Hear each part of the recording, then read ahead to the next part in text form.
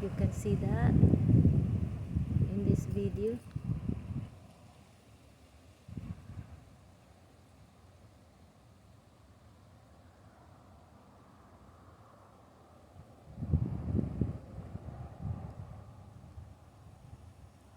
Most of the time when I came here, there's a lot of people fishing in this area.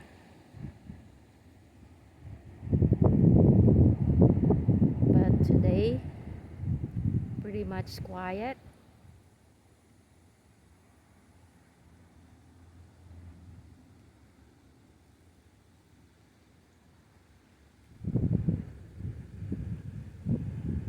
This river is amazing.